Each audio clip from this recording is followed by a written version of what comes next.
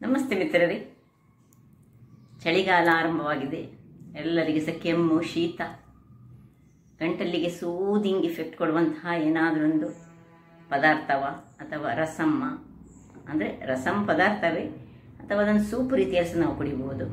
ಇವತ್ತು ನಾನು ಏನು ಬೇಳೆಕಾಳು ಹಾಕದೆ ಖಾಲಿ ಒಂದು ಟೊಮೆಟೊ ಇದ್ದರೆ ಸಾಕು. ಒಮ್ಮೊಮ್ಮೆ ನಮ್ಮ ಹತ್ರ ತಂದಿಟ್ಟದ್ದು ಮುಗಿದಿರುವಾಗ ಅಥವಾ ಹೀಗೆ ನಾವೊಂದು ಎಕ್ಸ್ಪರಿಮೆಂಟ್ ಮಾಡಿ ಇಂಥ ಒಂದು ಬೇಳೆಕಾಳು ಹಾಕದೆ ಒಂದು ರುಚಿಕರವಾದ ಒಂದು ರಸಮ್ಮನ್ನು ಮಾಡ್ಬೋದು.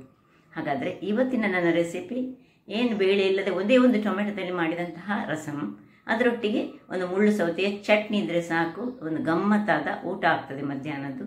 ನಾವು ಹೆಂಗಸರಿಗಿದೆ ಇವತ್ತು ಮಧ್ಯಾಹ್ನ ಏನು ಮಾಡೋದು, ರಾತ್ರಿ ಏನು ಮಾಡೋದು, ಬೆಳಿಗಿನ ಉಪಹಾರಕ್ಕೆ ಏನು ಮಾಡೋದು, ಅದೇ ಚಿಂತೆಯಲ್ಲಿರುವಾಗ ಇಂತಹ ಸಣ್ಣ ಸಣ್ಣ ಸುಲಭ ರೀತಿಯಲ್ಲಿ ಮಾಡುವಂತಹ ಕೆಲವು ರೆಸಿಪಿಗಳು ಸಿಕ್ಕಿದರೆ ನಮಗೆ ತುಂಬ ಖುಷಿ ಆಗ್ತದೆ.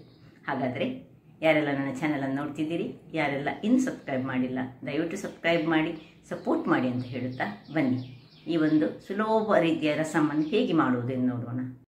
ನಮಸ್ತೆ ಮಿತ್ರರೇ. ಇವತ್ತು ಏನು ಬೇಳೆ ಏನು ಇರದಿದ್ದರೆ ಮನೆಯಲ್ಲೊಮ್ಮೆ ಅಥವಾ ಹೀಗೆ ಸಿಂಪಲ್ ಆಗಿ ಈ ವಿಂಟರ್ ಸೀಸನಿಗೆ ಈ ಗಂಟಲಿಗೆ ಒಳ್ಳೆ ಸೂದಿಂಗ್ ಅದು ಕೊಡುವಂತಹ ಒಂದು ಟೊಮ್ಯಾಟೊದಿಂದ ಮಾಡಿದಂತಹ ಒಂದು ರಸಮನ್ನು ತೋರಿಸ್ತಿದ್ದೇನೆ. ಇದಕ್ಕೆ ಬೇರೆ ಏನು ರಸಮ್ ಪೌಡರ್ ಬೇಡ, ಏನು ಬೇಡ. ಇಲ್ಲಿ ನೋಡಿ, ಒಂದು ಟೊಮ್ಯಾಟೊ ಮತ್ತೊಂದು ಕಾಯಿ ಮೆಣಸು, ಒಂದು 3 ಅಥವಾ 4 ಬ್ಯಾಡಗಿ ಮೆಣಸು, ಒಂದು ಚಮಚ ಜೀರಿಗೆ, 1/2 ಚಮಚದಷ್ಟು ಕೊತ್ತಂಬರಿ ಬೀಜ, 1 ಚಮಚ ಕರಿಮೆಣಸು ತೆಗೆದುಕೊಂಡಿದ್ದೇನೆ ನಾನು. ಇಲ್ಲಿ ಸ್ವಲ್ಪ ಈ ಬೆಳ್ಳುಳ್ಳಿ ಒಂದು 2 ಹಾಕೊಂಡ್ರೆ ಇನ್ನೂ ಸಹ ಒಳ್ಳೆಯದು. ಇಲ್ಲಿ ಸಾಸಿವೆ ಮತ್ತು ಇದೆಲ್ಲ ಒಗ್ಗರಣೆಗೆ ಸಾಸಿವೆ ಮತ್ತು ಕರಿಬೇವಿನ ಸೊಪ್ಪು, ಕೊತ್ತಂಬರಿ ಸೊಪ್ಪು, ಸ್ವಲ್ಪ ಬೆಲ್ಲ ಮತ್ತು ಸ್ವಲ್ಪ ಈ ಒಂದು ಹುಳಿಗೆ ಸ್ವಲ್ಪ ನೀರನ್ನು ಹಾಕೊಂಡಿಟ್ಕೊಳ್ಳೋಣ ನಾವು. ಅದು ಹುಳಿಯ ನೀರು ಬೇಕು ನಮಗೆ, 1 ಚಮಚದಷ್ಟು ಮತ್ತು ಸ್ವಲ್ಪ ಹಳದಿ ಪುಡಿ. ಈಗ ಮೊದಲಿಗೆ ಒಂದು ಬಾಣಲೆಯನ್ನು ಗ್ಯಾಸ್ನಲ್ಲಿ ಇಟ್ಕೊಂಡು ಇವುಗಳನ್ನು ಕಾಯಿ ಮೆಣಸು, ಬ್ಯಾಡಗಿ ಮೆಣಸು, ಒಂದು ಕಾಯಿ ಮೆಣಸು ಎಲ್ಲ ಒಟ್ಟಿಗೆ ಡ್ರೈ ಫ್ರೈ ಮಾಡ್ಕೊಳ್ಳೋಣ. ಬಿಸಿ ಆಗಲಿ ಬಾಣಲೆ. ವೀಕ್ಷಕರೇ ನೋಡಿ, ಒಳ್ಳೆ ಮೆಣಸು ಮತ್ತು 2 ಮೆಣಸು ಇದಾಯಿತು. ಈಗ ಇದು ಬೆಳ್ಳುಳ್ಳಿಯನ್ನು ಬಿಟ್ಟು ಮತ್ತೆಲ್ಲ ಕರಿಮೆಣಸು, ಕೊತ್ತಂಬರಿ, ಜೀರಿಗೆ ಹಾಕೊಳ್ಳೋಣ. ಅದರೊಟ್ಟಿಗೆ ಕರಿಬೇವಿನ ಸೊಪ್ಪು ಒಂದು 2 ಎಳೆಯಷ್ಟು ಹಾಕೊಳ್ಳಿ. ಕರಿಬೇವಿನ ಸೊಪ್ಪು ಪರಿಮಳ ಬರ್ತದೆ. ಸೊ ಕರಿಬೇವಿನ ಸೊಪ್ಪಿನ ಪರಿಮಳ ಇದಕ್ಕೆ ತುಂಬ ಚೆನ್ನಾಗಿ ಬರ್ತದೆ. ಸೊ ಈಗ ಇದು ಸ್ವಲ್ಪ ಫ್ರೈ ಆಗಬೇಕು, ಡ್ರೈ ಫ್ರೈ ಎಲ್ಲ ಸಾಕು. ಇಷ್ಟು ಫ್ರೈ ಆಗುವಾಗ ಇದನ್ನು ಇದು ತಣ್ಣಗಾಯ್ತು. ಈಗ ಇಲ್ಲಿ ಒಂದು ಮಿಕ್ಸಿ ಜಾರನ್ನು ತೆಗೆದುಕೊಳ್ತೇನೆ. ಅದಕ್ಕೆ ಮೊದಲಿಗೆ ನಾನು ಒಂದು 4-5 ಬೆಳ್ಳುಳ್ಳಿ ಹಾಕಿದ್ದೇನೆ. ಬೆಳ್ಳುಳ್ಳಿಯ ಪಾಡ್ಗಳನ್ನು ಇನ್ನು ಇದು ತಣ್ಣಗಾದಂತಹ ಇದನ್ನು ಹಾಕ್ಕೊಂಡು ಇದನ್ನೊಂದು ಜಸ್ಟ್ ಒಂದು ಪೌಡರ್ ಮಾಡುವ. ನಮಗೆ ಏನು ನಮ್ಮದೇ ರಸಮ್ ಪೌಡರ್. ಈಗ ಮಿತ್ರರೇ ಇಲ್ಲಿ ನೋಡಿ, ಹೀಗೆ ತರಿಯಾದ ಪೌಡರ್ ಆದರೆ ಆಯಿತು. ಇಷ್ಟೇ ನೋಡಿ, ಇಷ್ಟು ಪೌಡರ್ ಆದರೆ ಸಾಕು ನಮಗೆ. ಬೆಳ್ಳುಳ್ಳಿದ್ದು ಇದೆಲ್ಲ ಇದ್ದರೆ ತೊಂದರೆ ಇಲ್ಲ. ಇಲ್ಲೀಗ ಒಂದು ಬಣಾಲೆಯನ್ನು ಇಟ್ಕೊಳ್ಳೋಣ. ಬಣಾಲೆಗೆ ನಾವು ಒಂದು ಕ್ವಿಕ್ಕಾಗಿ ಇದು ಮಾಡುವಂಥದ್ದು. ಇದರೊಟ್ಟಿಗೆ ಒಂದು ಈ ಮುಳ್ಳು ಸೌತೆಯ ಚಟ್ನಿಯ ಏನಾದರೂ ಇದ್ದರೆ ಬಹಳ ಚೆನ್ನಾಗಿ ಬರ್ತದೆ. ಸೊ ನೋಡಿ, ಒಂದು 2 ಚಮಚದಷ್ಟು ತೆಂಗಿನ ಎಣ್ಣೆ ಹಾಕ್ಕೊಂಡಿದ್ದೆ ನಾನು. ಸ್ವಲ್ಪ ಬಿಸಿಯಾಗಿ ತೆಂಗಿನ ಎಣ್ಣೆ. ವೀಕ್ಷಕರೇ, ಎಣ್ಣೆ ಬಿಸಿಯಾಗುವಾಗ ಸಾಸಿವೆ ಹಾಕೊಳ್ಳೋಣ. ಸಾಸಿವೆ ಉರಿ ಸ್ವಲ್ಪ ಸಣ್ಣದಿಟ್ಕೊಳ್ಳೋಣ. ಕರಿಬೇವಿನ ಸೊಪ್ಪು ಹಾಕೊಳ್ತಿದ್ದೇನೆ. ಕೊತ್ತಂಬರಿ ಸೊಪ್ಪು ಇದ್ದರೆ ಕೊತ್ತಂಬರಿ ಸೊಪ್ಪು ಸ್ವಲ್ಪ ಈಗ ಹಾಕೊಳ್ಳಿ. ಸ್ವಲ್ಪ ಬೇಕಿದ್ರೆ ಈ ನೋಡಿ, ಇದು ಗ್ರೈಂಡ್ ಮಾಡುವಾಗ ಇದಕ್ಕೆ ಕೊತ್ತಂಬರಿ ಸೊಪ್ಪಿನ ದಂಟುಗಳನ್ನು ಹಾಕಿ ಸಹ ಮಾಡ್ಕೊಳ್ಬೋದು.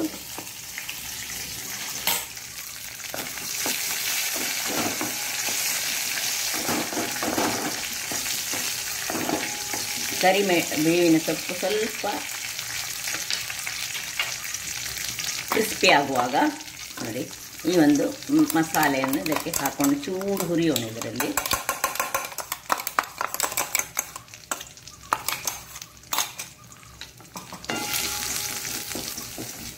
ಯಾಕೆಂದರೆ ಇದನ್ನು ನಾವು ಮೊದಲು ಹುರಿದುಕೊಂಡಿದ್ದೇವೆ, ಅದನ್ನು ಹೆಚ್ಚು ಹುರಿಯುವ ಅಗತ್ಯ ಇಲ್ಲ. ಸೊ ಸ್ವಲ್ಪ ಹುರಿದ್ರೆ ಆಯಿತು. ಪರಿಮಳ ಬರುವವರೆಗೆ ಒಂಚೂರು ಹುರಿಯೋಣ. ಓಕೆ ವೀಕ್ಷಕರೇ, ನೋಡಿ ಇದೆಲ್ಲ ಹುರಿದಾಗುವಾಗ ಈಗ ಟೊಮ್ಯಾಟೊವನ್ನು ಇದಕ್ಕೆ ಹಾಕೊಳ್ತಿದ್ದೇನೆ.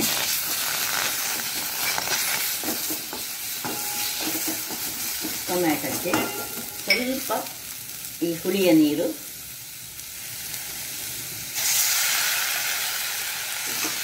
ಮತ್ತು ಉಪ್ಪು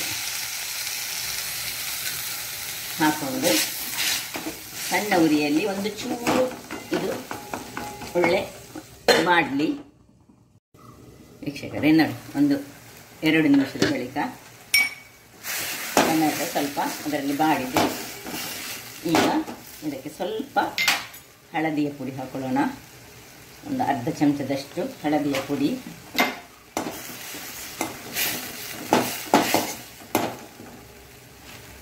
ಒಂದು ಸಣ್ಣ ತುಂಡು ಬೆಲ್ಲ. ಈ ಒಗ್ಗರಣೆ ಕೊಡುವಾಗಲೇ ನೀವು ಹಿಂಗನ್ನು ಸಹ ಹಾಕ್ಕೊಳ್ಬೋದು. ನನಗೆ ಮರೆತು ಹೋಯಿತು, ಹಿಂಗೆ ಇಡ್ಲಿಕ್ಕೆ ಸಹ ಹಾಕಲಿಕ್ಕೆ ಸಹ ಹಿಂಗು ಹಾಕಿದರೆ ಬಹಳ ಉತ್ತಮ. ಸೊ ಇನ್ನು ಇದಕ್ಕೆ 1 ಗ್ಲಾಸ್ನಷ್ಟು ನೀರನ್ನು ಹಾಕೊಳ್ಳೋಣ. ಇಲ್ಲಿ ನೋಡಿ, ನಿಮಗೆ ಎಷ್ಟು ತೆಳ್ಳಗೆ ಬೇಕು ಅಷ್ಟು ತೆಳ್ಳಗೆ ನೀವು ಮಾಡ್ಕೊಳ್ಬೋದು. ನಾನೊಂದು 1-1.5 ಗ್ಲಾಸ್ನಷ್ಟು ನೀರನ್ನು ಹಾಕ್ಕೊಂಡೆ. ಈಗ ಇಲ್ಲಿ ಸ್ವಲ್ಪ ಉಪ್ಪು ಚೆಕ್ ಮಾಡ್ಕೊಳ್ಳೋಣ. ಉಪ್ಪು ಕಡಿಮೆ ಇದ್ದರೆ ಉಪ್ಪು ಹಾಕೊಳ್ಳೋಣ. ಉಪ್ಪು ಕರೆಕ್ಟ್ ಉಂಟು. ಸ್ವಲ್ಪ ಇನ್ನು ಇದನ್ನು ಒಳ್ಳೆ ಕುದಿ ಬರಿಸ್ಕೊಳ್ಳೋಣ. ವೀಕ್ಷಕರೇ, ಇದರಲ್ಲಿ ಕುದಿತಾ ಇರುವಾಗ ನಾವು ಇಲ್ಲಿ ಪಟ್ಟನೆ ನಾವು ಕರಾವಳಿಗರು ಮಾಡುವಂತಹ ಒಂದು ಈ ಮುಳ್ಳು ಸೌತೆ ನೋಡಿ, ಇದರಲ್ಲಿ ಅರ್ಧ ಮುಳ್ಳು ಸೌತೆ ಸಹ ನಮಗೆ ಸಾಕಾಗ್ತದೆ. ಒಂದು ಸೌತೆಯ ಒಂದು ಚಟ್ನಿ ಮಾಡೋಣ. ಈ ಚಟ್ನಿ ಮಾಡಲಿಕ್ಕೆ ನಿಮಗೆ ಒಂದು ಮಿಕ್ಸಿ ಬೇಕು. ಮಿಕ್ಸಿ ಜಾರಿಗೆ ಖಾರ ನಿಮಗೆ ಎಷ್ಟು ಮೆಣಸು ಬೇಕು ಅಷ್ಟು ಮೆಣಸನ್ನು ಹಾಕೊಳ್ಬೋದು. ನಾನು ಒಂದು ದೊಡ್ಡ ಮೆಣಸನ್ನು ಹಾಕೊಳ್ತಿದ್ದೇನೆ. ಒಂದು ಸಣ್ಣ ತುಂಡು ಶುಂಠಿ, ಒಂದು ಸಣ್ಣ ತುಂಡು ಈ ಹುಳಿ ಸಣ್ಣದು ಹಾಕ್ಕೊಳ್ಳಿ, 2 ಬೆಳ್ಳುಳ್ಳಿ, ಇಲ್ಲಿ ಬೇಕಿದ್ರೆ ನೀರುಳ್ಳಿ ಸಹ ಹಾಕೊಳ್ಬೋದು, ಚೂರು ಉಪ್ಪು, ಸ್ವಲ್ಪ ಕೊತ್ತಂಬರಿ ಸೊಪ್ಪಿನ ದಂಟಿದ್ರೆ ದಂಟು ಹಾಕ್ಕೊಳ್ಳಿ. ಇದರಲ್ಲಿ ಎಲ್ಲ ಬೇಡ ನೋಡಿ, ಅರ್ಧದಷ್ಟು ಸೌತೆಕಾಯನ್ನು ಇದರಲ್ಲಿ ಹಾಕ್ಕೊಳ್ಬೇಕು. ಅರ್ಧ ಮತ್ತೆ ಮಿಕ್ಸ್ ಮಾಡಲಿಕ್ಕೆ ನಮಗೆ ಬೇಕಾಗ್ತದೆ. ತೆಂಗಿನ ತುರಿ ಪ್ಲಸ್ ಉಪ್ಪು ಹಾಕೊಂಡೆ ಆಲ್ರೆಡಿ. ಇದನ್ನು ನೀರು ಹಾಕ್ಕೊಳ್ಬೇಡಿ ಸುರಿಗೆ, ಯಾಕಂದರೆ ಸೌತೆಯಲ್ಲಿ ನೀರು ಬರ್ತದೆ. ಬೇಕಿದೆ ಗಟ್ಟಿ ಚಟ್ನಿ ಬೇಕಿದ್ರೆ ಗಟ್ಟಿ ಚಟ್ನಿ, ನೀರು ಚಟ್ನಿ ಬೇಕಿದ್ರೆ ನೀರು ಚಟ್ನಿ. ನಾನೀಗ ಸ್ವಲ್ಪ ಗಟ್ಟಿ ಚಟ್ನಿ ಮಾಡಿ ತೋರಿಸ್ಕೊಡ್ತೇನೆ. ವೀಕ್ಷಕರೇ, ಇಲ್ಲಿ ನೋಡಿ ಚಟ್ನಿ ರೆಡಿ ಆಯಿತು. ಈಗ ಚಟ್ನಿಯನ್ನು ನೋಡಿ, ಇಲ್ಲಿ ಒಂದು ಅರ್ಧ ನೀರುಳ್ಳಿಯನ್ನು ಸಣ್ಣ ಚಾಪ್ ಮಾಡಿದ್ದೇನೆ. ಸ್ವಲ್ಪ ಇಲ್ಲಿ ಈ ಮುಳ್ಳು ಸೌತೆ ಉಂಟು, ಅದನ್ನೆಲ್ಲ ಮಿಕ್ಸ್ ಮಾಡ್ಕೊಳ್ಳೋಣ. ಇಲ್ಲಿ ಉಪ್ಪನ್ನು ನಾವು ಚೆಕ್ ಮಾಡಬೇಕು. ಸ್ವಲ್ಪ ಕೊತ್ತಂಬರಿ ಸೊಪ್ಪಿದ್ರೆ ಕೊತ್ತಂಬರಿ ಸೊಪ್ಪು ಹಾಕೊಳ್ಳಿ. ಇನ್ನು ಇದಕ್ಕೆ ನೋಡಿ ಒಂದು ಪಕ್ಕನೆ ಒಂದು ಒಗ್ಗರಣೆ. ಎಣ್ಣೆ ಇಟ್ಟಿದ್ದೇನೆ, ಸಾಸಿವೆ, ಬೆಳ್ಳುಳ್ಳಿ, ಕರಿಬೇವು,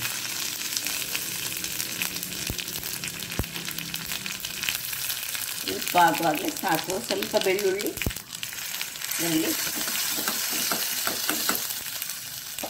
ಆಫ್ ಮಾಡಿಕೊಂಡು ಇದನ್ನು ಇದಕ್ಕೆ ಶಿಫ್ಟ್ ಮಾಡ್ಕೊಳ್ಳೋಣ.